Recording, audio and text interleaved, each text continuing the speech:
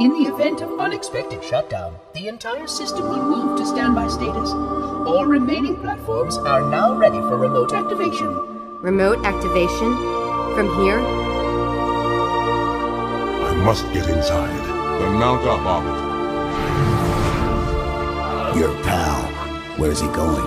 Earth, to finish what we started. And this time, none of you will be left behind.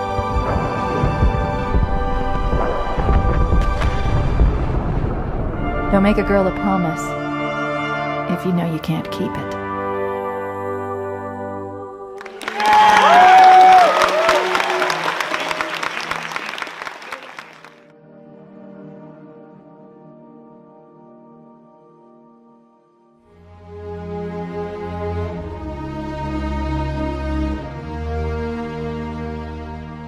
We're at Skywalker Sound, and we just concluded a long week of recording for Halo 2 Anniversary. Halo was the reason that I was inspired to get into the video game business. Before that, I was making records for 15 years. And 2001, when Halo came out, just changed my whole world. That's when I finally saw the world of video games, which is my other love from when I was a kid. We're talking pre-Atari 2600 days. I'm aging myself. Halo just opened up my eyes to a whole new possibility of this is what I need to be doing. Being a composer, I have my own sensibilities as far as how I would approach any given project, but since this is a project where the music's already composed and what we're really doing is revisiting the material, the puzzle becomes how do you honor the material? How do you keep it fresh and interesting for a new generation? It's a cool process to record and produce large-scale orchestral music. I mean, let's just take the orchestra for a second. I mean, you've got 85 very highly trained musicians, and you've got Wataru, who's the conductor, who the amount of trust we have in him to emotionally convey and coax out of the players the performance we want is incredibly high. Millions of people love this game, and they really, they are so heavily attached to the game and the music. And for me to be able to be a part of it as a conductor, to throw in my interpretation and to get the orchestra together and work with this team, as one of the team members, to create this gigantic soundtrack is just so rewarding. He will take our direction, and Wataru just has a way of expressing that back to the orchestra in a language that they just completely understand. I mean, on the first anniversary, he said something that all of us in the booth still remember. Act as if you are tucking the baby into bed. And suddenly the orchestra was like, oh, and then they would just go to play, and the notes would just float up and through the roof and out into the universe. This music is not only in the classical style, but it also has the elements of rock. And also, it's very earthy at the same time. It's very out there in the space. So taking those elements all together gives me an idea of what expressions are, like phrasings. Let's say, this should be it sounds like an Irish dance, this one phrase. But it's not really an Irish. It's more like a space Irish. It's like an alien Irish dance. So it's like a whole hybrid score. So I would share that with an orchestra. And this orchestra is so wonderful that they get an instant idea of what we're aiming for. I mean, if I could put him in my pocket and carry him to all the gigs I do, I would. He's so expressive, and he really gets the best out of the orchestra, and he understands the essence of what he's supposed to do and finds the best way to bring out what, some have characterized as perfection on demand. Music from Halo 2 is really attractive from a choral conducting standpoint and a choral singer standpoint because so much of it is vocally based. And one of my favorite styles is Gregorian chant, and you hear that influence throughout the score.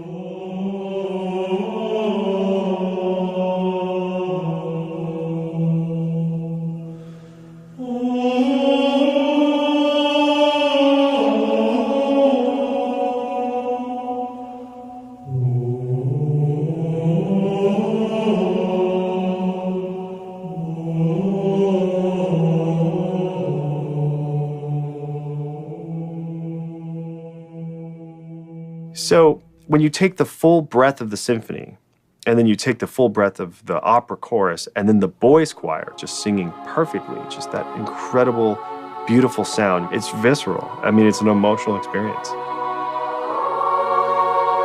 You know, add to that somebody like Steve Vai, which was a fantastic experience. We just had a great day. Halo 2 introduced Steve Vai into the mix.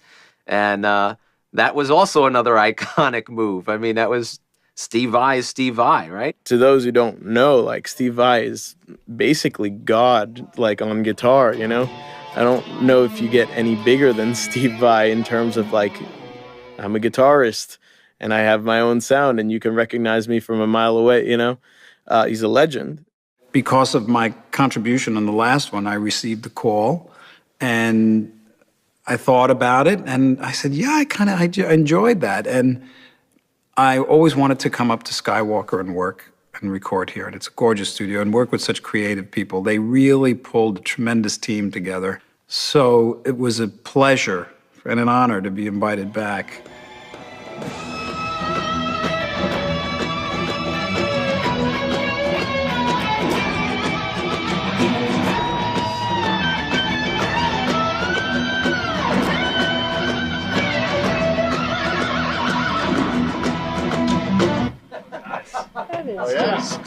That is stupid. That dude can just go, you know? I'm more like a composer. I like take my time. He's just like, oh, I've got a guitar. Okay, awesomeness is about to happen. Now let's pick which version of awesomeness we're going to go with, you know? I had no idea what would happen 10 years from the date that I did the original guitar part in the soundtrack for the first Halo 2.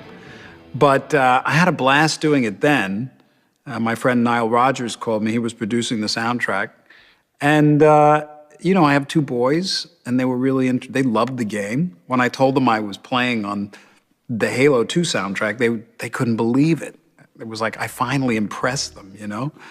So, yeah, I might quit guitar tomorrow because of what I saw today.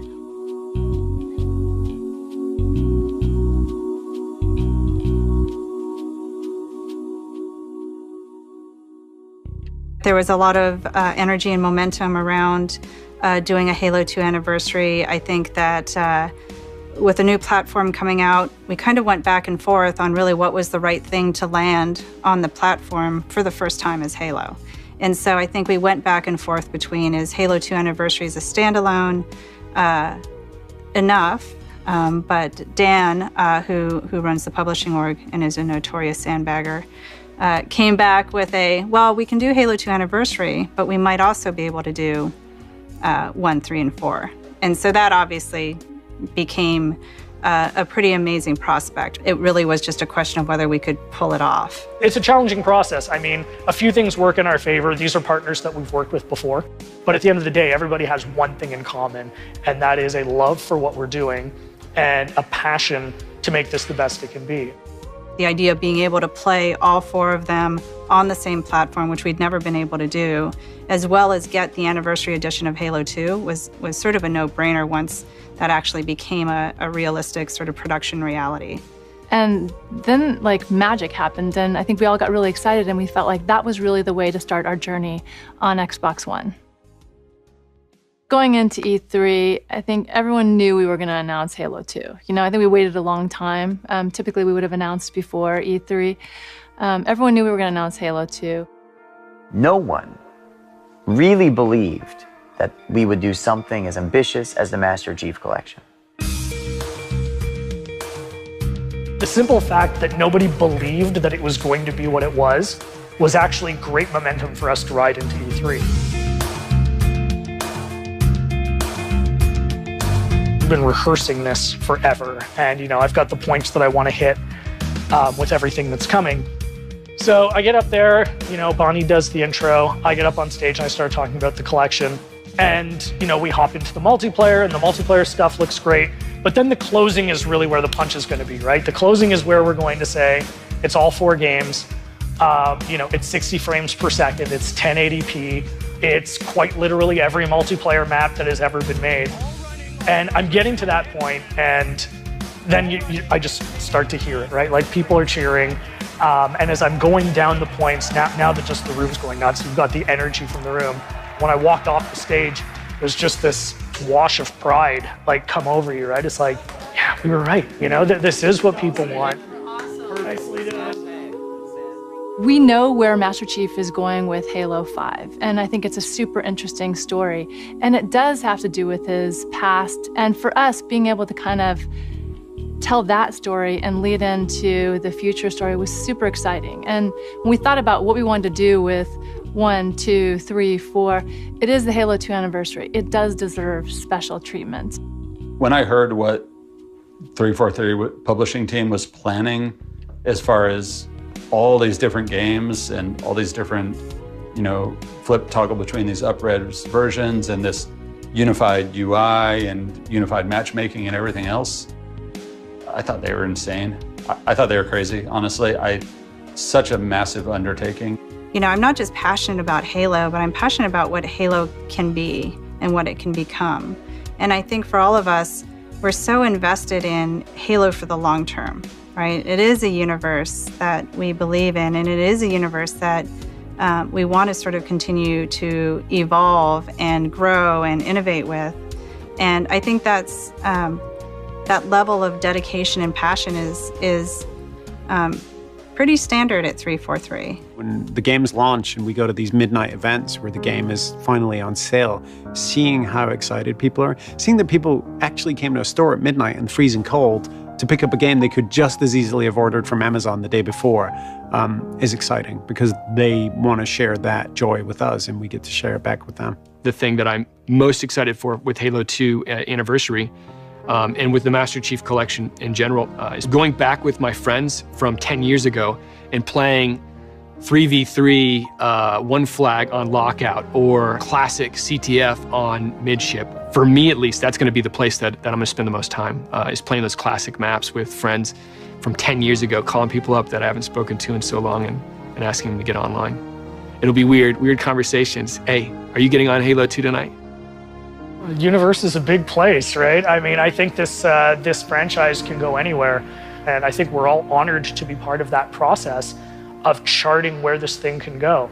But again, the universe is a big place, and I don't think there are any limits to how big this can get.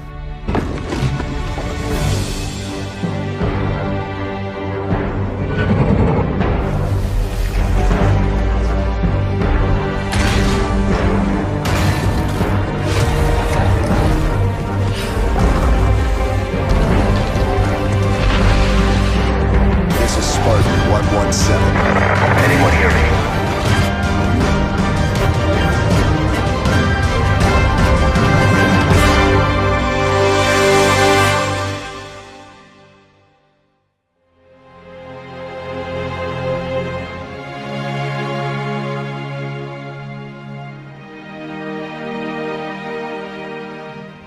I love picking up the sniper because it feels amazing when you get that one hit to the head to get that one hit kill. I picked up the shotgun a few times, just ran at people, shooting them in the face.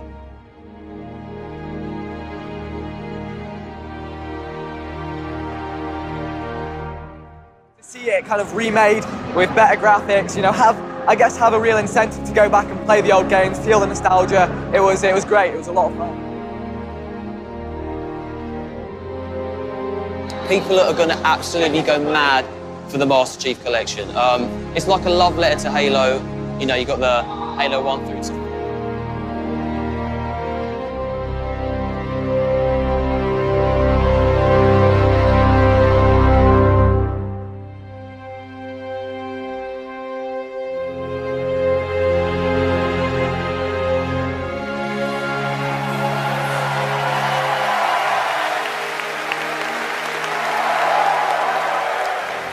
When we finally see our work go out in the real world, it's so gratifying.